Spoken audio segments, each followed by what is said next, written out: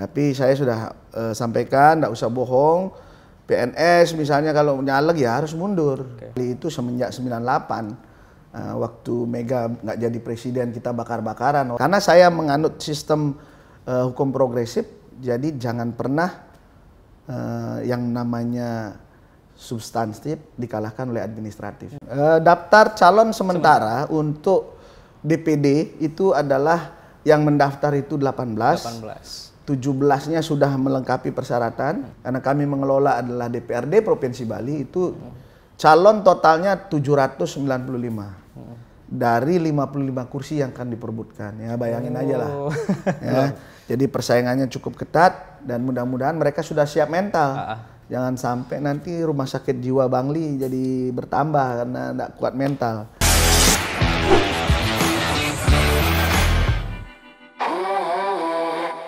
Pemirsa setia Gema Pos, pemilu serentak 2024 tinggal sebentar lagi.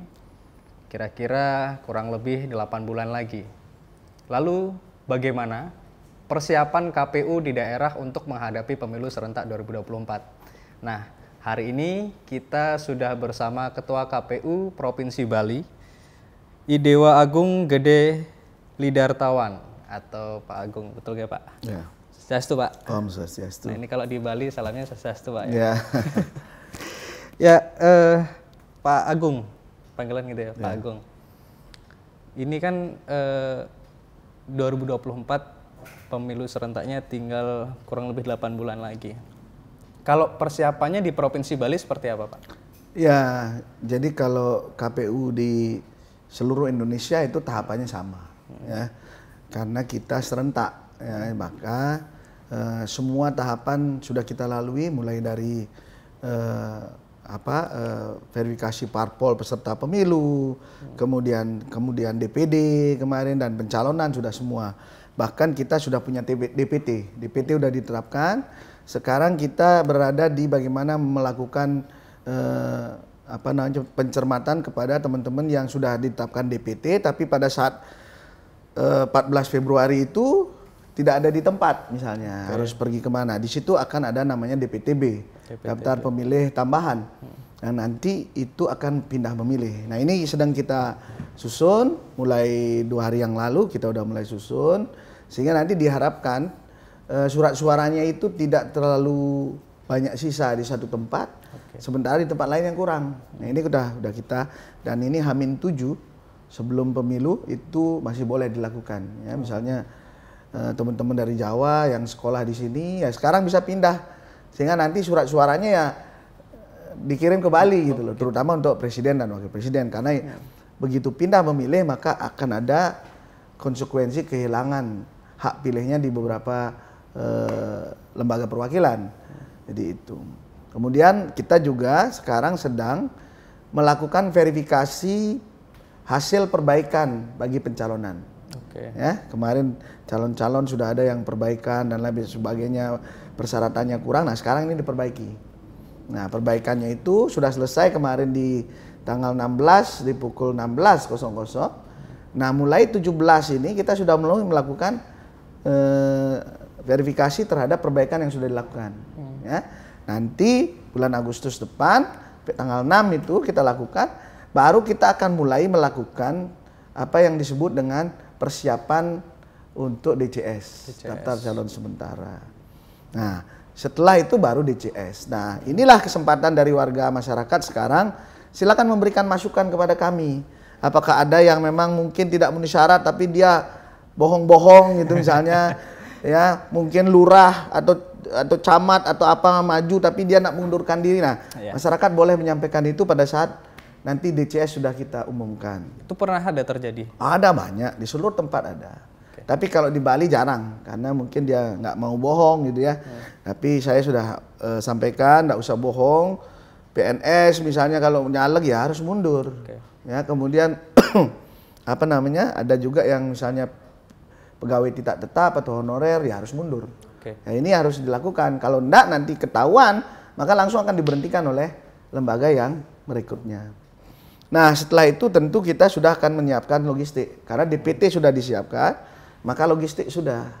Ya, kemarin pun kita harga standar untuk proses logistik sudah kita siapkan, sudah direview oleh BPKP.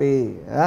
Sebentar lagi kita umumkan kalau ngelipat surat suara berapa per lembar, sehingga semuanya bisa sama dan semua bisa sesuai dengan aturan. Jadi kami memang tidak ingin kita keceli. Jadi semua sudah ini, termasuk sekarang ini tahapannya adalah bagaimana masyarakat di Bali ini juga melihat kami sedang melakukan seleksi juga. Seleksi KPU di provinsi sudah selesai di 10 besar, ya. Tinggal menunggu 5 besarnya nanti fit and proper di Jakarta. Kemudian untuk seleksi KPU kabupaten ini hari ini tes kesehatan dimulai. Ya, habis itu wawancara baru 10 besar. Di akhir bulan ini saya yakin 10 besar di KPU kabupaten kota juga sudah selesai. Jadi KPU itu bukan hanya menyiapkan pemilu tapi menyiapkan diri sendiri untuk berlaga juga gitu. Termasuk salah satunya saya, mudah-mudahan kita bisa lolos karena sudah lolos 10 besar dan nanti bisa mengawal pemilu ini. Ya, berarti ini Pak Agung juga sedang menyiapkan sudah masuk 10 besar. Sudah, kami sudah di kalau provinsi 5 sudah. Besarnya kira-kira nanti September karena pergantian kita di September. Kemudian ini yang kabupaten kota nanti pergantiannya Oktober. Jadi seleksi nanti dibutuhkan 10 besar, mudah-mudahan teman-teman yang tidak masuk 10 besar kemudian tidak mutung di melanjutkan ini karena mereka sudah bertanggung jawab mestinya sampai akhir masa jabatan. Saya pikir di Bali aman dan sudah terkondisikan, termasuk kami juga menyiapkan tentang persiapan NPHD kita terhadap anggaran pilkada. Jadi kami udah siap, di Bali ini udah semua, kabupaten kota udah siap. Mungkin di provinsi lain banyak lagi yang belum siap. Kita sudah siap dan kita tinggal NPHD. Mudah-mudahan bulan Oktober ini paling lama kita sudah tanda tangani NPHD untuk semuanya. Dan kita akan serentak di provinsi. Karena kabupaten kota sudah beres kita atur. Karena kita sudah memulai tahapan ini udah dari awal pendekatannya. Jadi saya pastikan pemilu di Provinsi Bali sudah berjalan dengan tahapan yang ada. Jadi tidak ada, sampai sekarang riak-riak itu nggak ada. Ya, sengketa hukum juga tidak ada, mudah-mudahan terus karena target kita adalah zero sengketa di Bali. Jadi mudah-mudahan tidak ada lagi juga di MK. Karena 2020 pilkada kemarin Bali menjadi terbaik karena tidak ada satupun yang ke ranah MK. Berarti Bali udah menyiapkan diri 100% lah untuk pemilu 2024. Saya pastikan hampir semua tahapan kita selesaikan dengan baik. Dan kita memang bukan hanya dari sekarang, dari dulu pun begitu pemilu itu dimulai, sumber daya manusia saya siapkan, mulai dengan olahraganya, saya buatkan kita kemah di tempat yang dingin, saya mau cek ini betul sehat apa enggak, gitu kan? Dan sampai tengah jalanan sakit, kemudian kita ajak goes masing-masing kabupaten untuk mereka tetap sehat. Kemarin yang terdaftar dalam DCS berapa orang, Pak? Daftar calon sementara untuk DPD itu adalah yang mendaftar itu 18. 17-nya sudah melengkapi persyaratan dan satunya kita pastikan TMS karena beliau belum 5 tahun untuk menjalani masa tenggangnya setelah mereka bebas murni. Jadi belum 5 tahun, jadi belum boleh karena itu putusan MK terakhir terhadap calon anggota DPD. Dan untuk di Provinsi Bali, karena kami mengelola adalah DPRD Provinsi Bali, itu calon totalnya 795 dari 55 kursi yang akan diperebutkan. Ya bayangin aja lah. Ya, jadi persaingannya cukup ketat dan mudah-mudahan mereka sudah siap mental. Jangan sampai nanti rumah sakit jiwa Bangli jadi bertambah karena tidak kuat mental. Kalah gitu ya, mudah-mudahan saja. Enggak. Saya yakin dan percaya semua sudah siap. Adu gagasan, adu ide. Tapi pernah sebelumnya calon ataupun yang mungkin dia tidak terima dirinya kalah itu ada ribut ada. Begitu.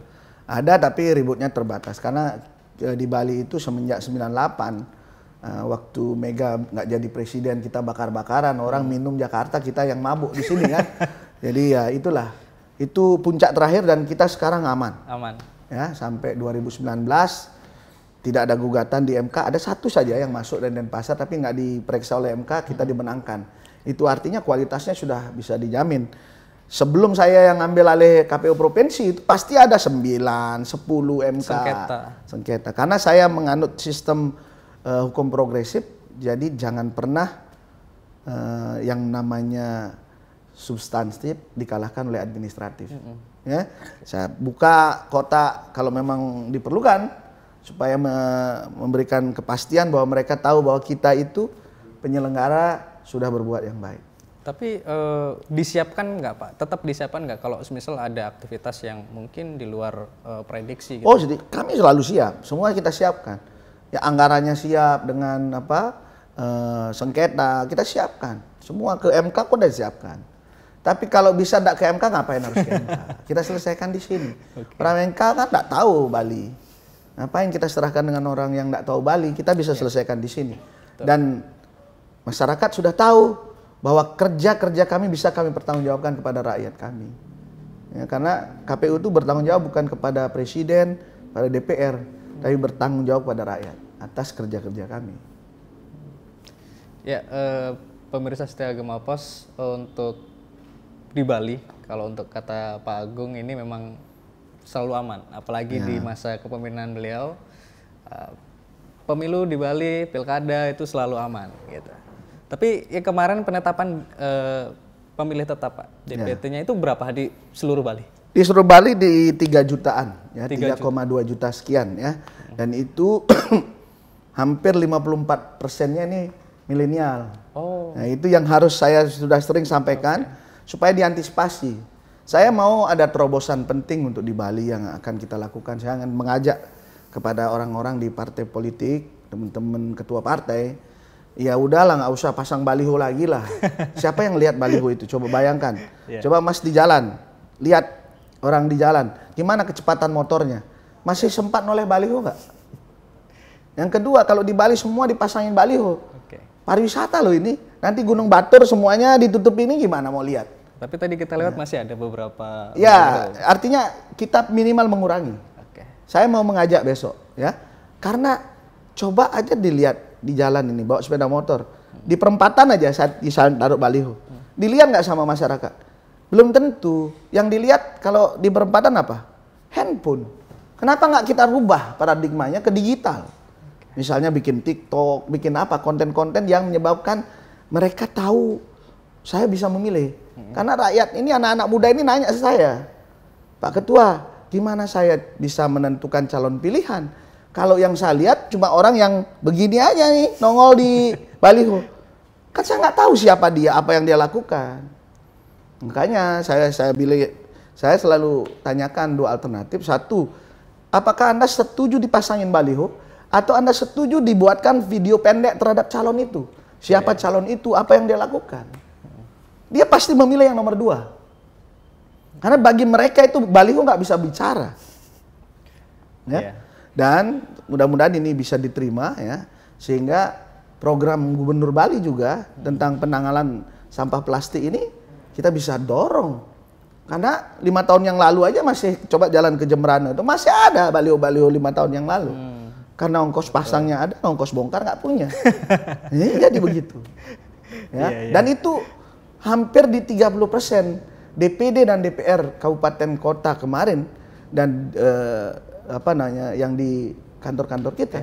Hampir 30%-nya balihonya masih ada. Kita cetakkan tapi nggak bisa dipasang sama mereka. Karena kami hanya mencetakkan saja, memfasilitasinya. Bagaimana? Kasihan uang negara ini. Gitu. Nah, maka itu saya berharap dengan digitalisasi sekarang, kenapa nggak videotron aja? Karena ada bicaranya. Oh, anak saya lulusan luar negeri, dia berkontribusi kepada bangsa dan negara. Saya juga udah pernah menyusun, ya kan tahu. Oh, ini cocok karena dia udah pengalaman. Ngomong bisa. Gitu. Tanggapannya para calon gimana Pak? Kalau ada saya merasa sekarang sudah mulai. Karena teman-teman bisa lihat TikTok, kemudian IG-nya sudah mulai dengan video. Ada beberapa mulai video. Kenapa dia harus dipilih? Sebenarnya saya mendorong ada teman-teman pemerhati demokrasi dan lain sebagainya. Itu saya minta untuk membuat portal 1. Mau cari pemimpin baik gitu misalnya. Jadi semua calon-calon itu bawa ke sana biodatanya dan video-videonya. Itu baru bagus, pasti pengunjungnya banyak nanti, uang itu. Jadi saya ingin seperti itu, saya mengajak kemarin semua teman-teman di Cipayung Plus, anak-anak muda kita yang di organisasi kepemudaan, saya dorong betul. Ayo Anda bikin satu ya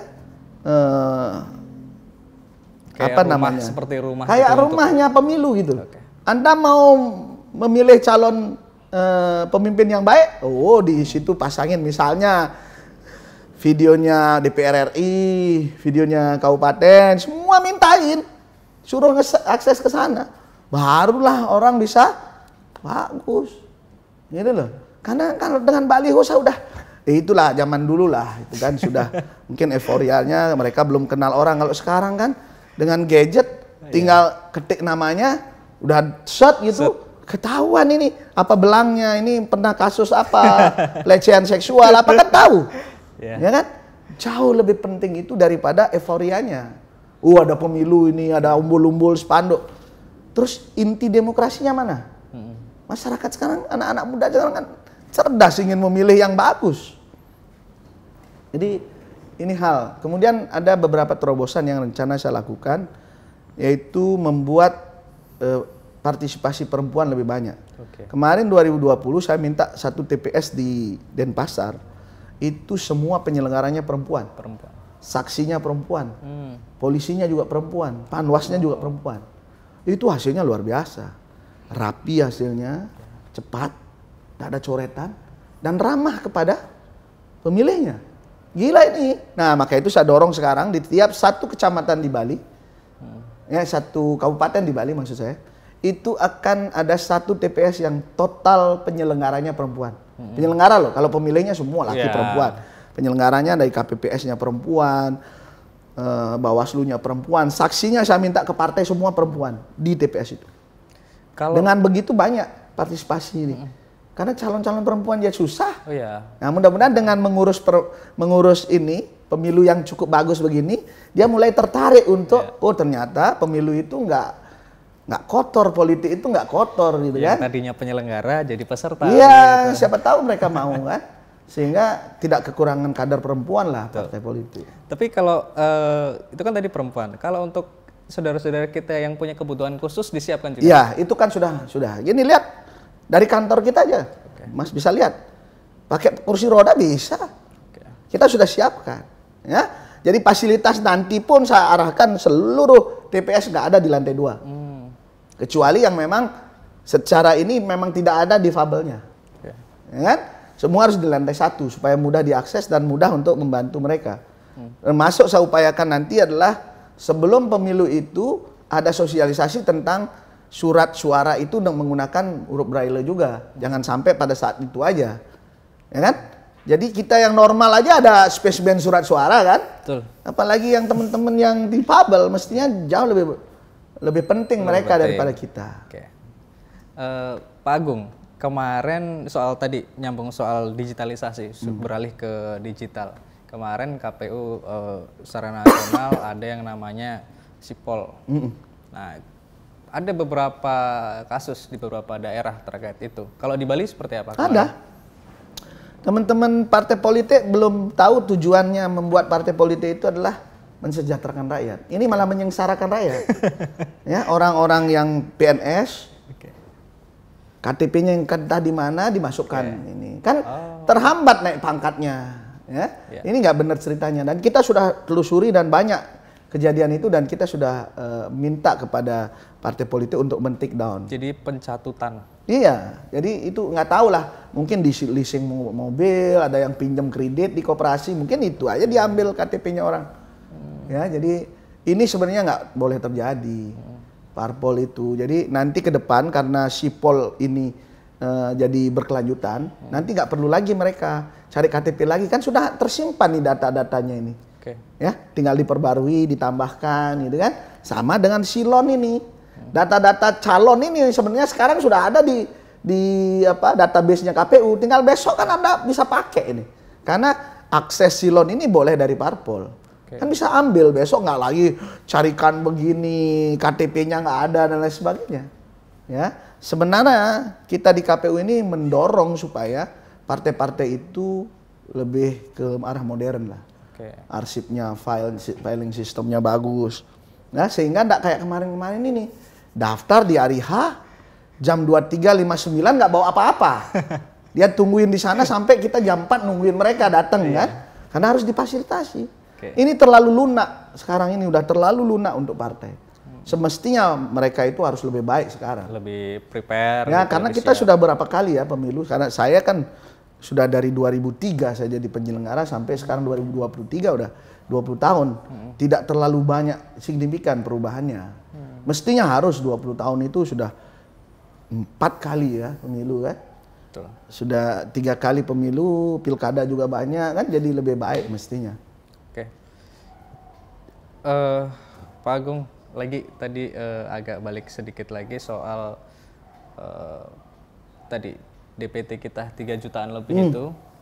Kalau menurut Pak Agung dari DPT segitu nanti perkiraan di 2024 kira-kira soal apa namanya? Yang angka golputnya seberapa? Jadi Kan gini, ada. kalau di Bali itu kemarin waktu Pileg 2019 itu target kita kan 70 target kita 80% terjadi karena target nasional 77,5. Kita targetkan 80% di Bali. Jadi 82,7. Oh, melampaui Jauh target di atas nasional dan kita targetkan nanti 83%. Oh. Ya, mudah-mudahan jadi 85% kan. Jadi artinya kita harus bersama-sama karena memang budaya di Bali berbeda ya. Kita menggunakan adat juga. Jadi ada kentungan atau kulkul yang disebut. Jadi jam 7 pagi itu di desa-desa itu di kulkul gitu semua warga datang. Malu kalau nggak datang. Karena itu sudah rutinitas. Kalau ada suara begitu nggak datang, itu nggak warga adat jadinya gitu. Jadi nggak dianggap bagus. Lebih patuh gitu ya. Ya, jadi itu yang bukan juga, dan di samping itu kami sudah mencoret banyak pemilih-pemilih yang sudah meninggal. Oh. Ya, dan kami kemarin sudah mendata karena ini de jure ini yang saya khawatirkan karena banyak warga Bali terutama Badung itu kalau kemarin itu hampir 41.000 orangnya nggak ada di Bali. Oh. Tapi berKTP Badung, nggak boleh kita hapus. Waktu pilkada kita hapus, ya ternyata nggak terlalu banyak yang datang yang kita hapus itu, ya karena kita masih ada lewat KTP kan, di KTP masih bisa digunakan, kan sebenarnya nggak akan menghilangkan juga hak pilih mereka.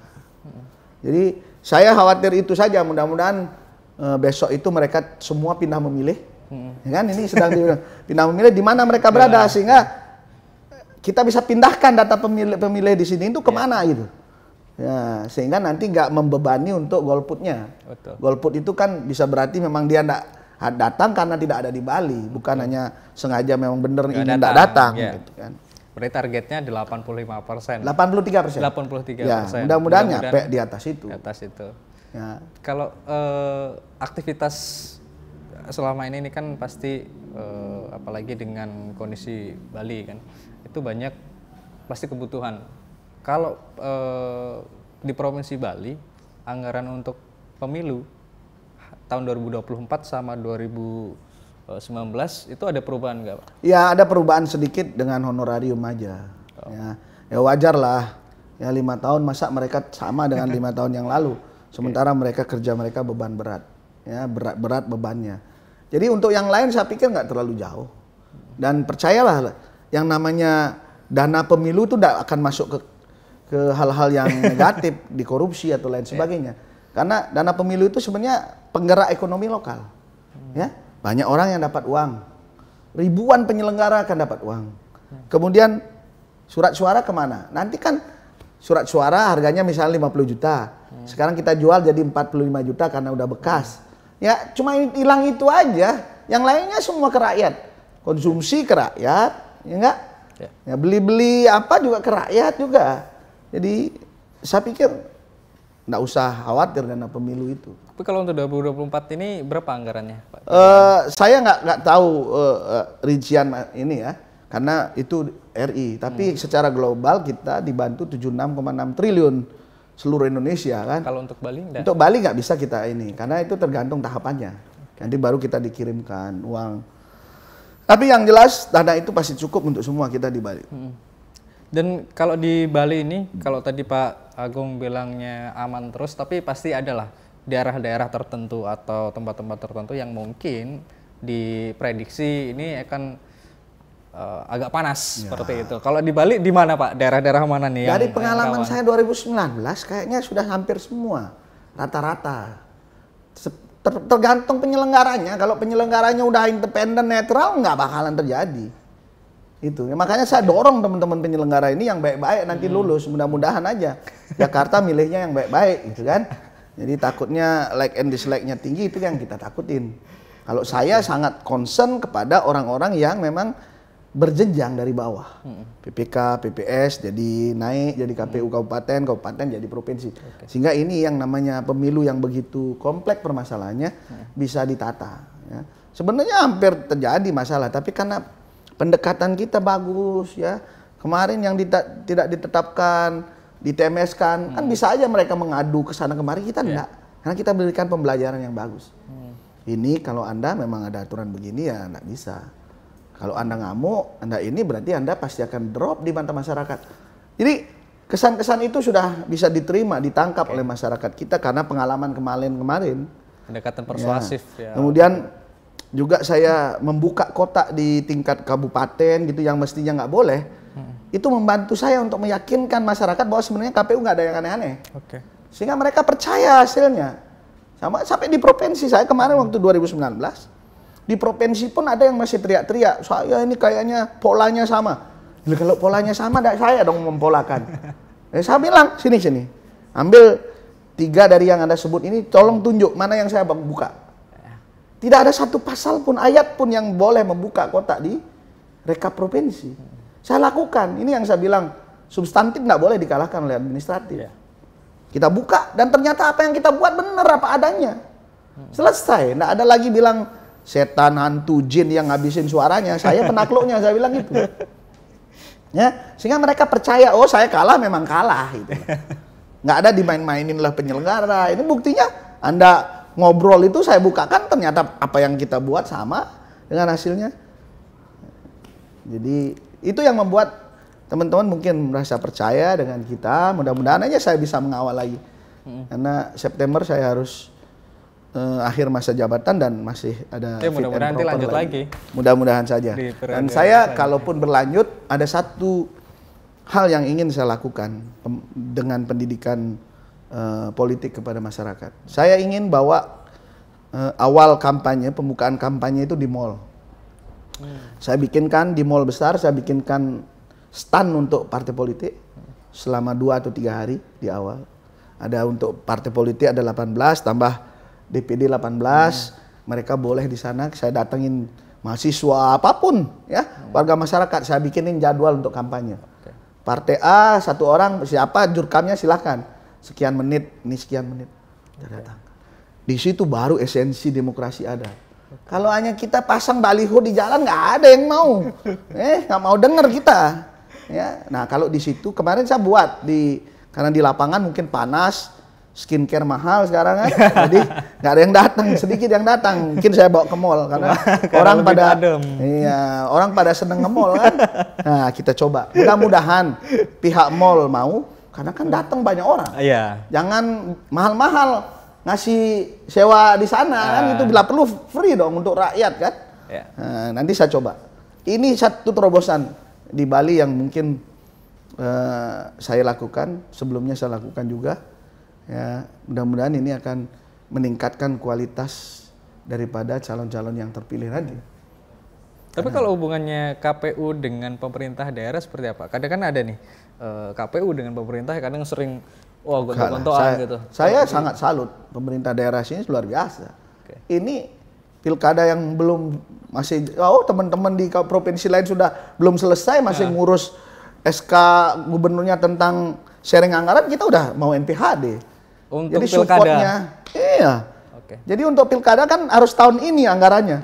Yang lain masih ribut-ribut itu di provinsi lain, kita udah selesai. Nah, jadi itulah support yang pemerintah daerah dan mudah-mudahan di perubahan kita disupport juga terhadap sosialisasi di masing-masing kabupaten.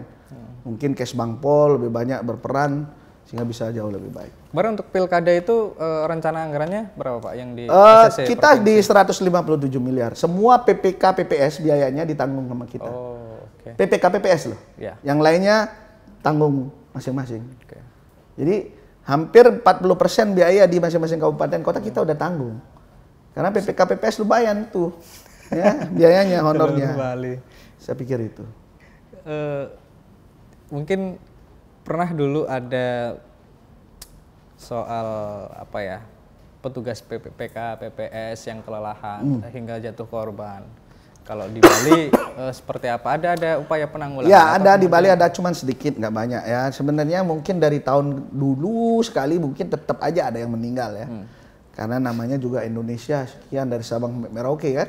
Dan ini baru kemarin ada medsos yang begini, gencar kan, meninggal di Amerika ketemu satu hari itu kan. Kalau dulu mana ada, ya mungkin ada juga. Tapi kami berusaha semaksimal mungkin. Pertama, pengurangan jumlah usia. Jadi dulunya dibebaskan, sekarang 55 tahun maksimal.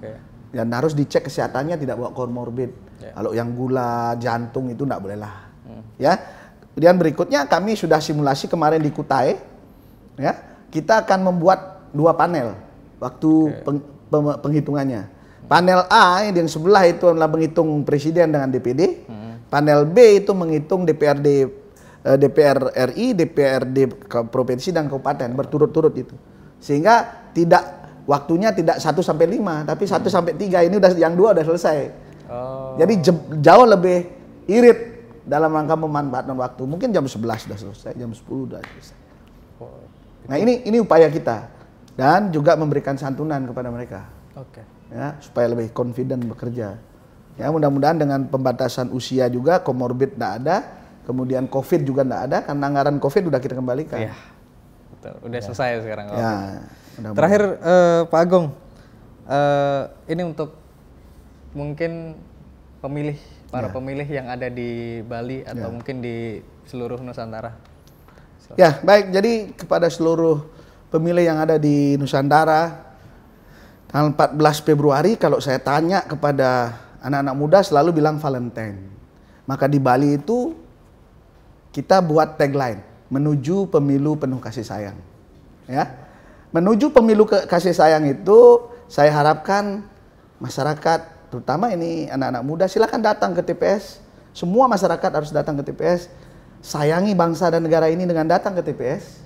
Ya, mencoblos DPR, presiden kesayangannya, ya silakan lakukan itu. Kemudian jangan hancurkan TPS karena kalah, karena saat itu hari kasih sayang. Dan sekali lagi kepada semuanya, tunjukkan cintamu kepada bangsa negara pada tanggal 14 Februari dengan datang ke TPS. Tetapi juga yang harus diingat, tunjukkan cintamu untuk bangsa dan negara, untuk kemajuan bangsa dan negara kita dan pemimpin-pemimpin yang lahir di tahun 2024 ini. Terima kasih. Luar biasa ini. Terima kasih Pak Agung atas diskusinya. Ini kita membuka pemahaman terkait persiapan KPU Bali untuk 2024. Kalau mungkin nanti masih ada saran atau pertanyaan silahkan tulis di kolom komentar. Jangan lupa juga like dan subscribe. Terima kasih. Sampai jumpa. Terima kasih.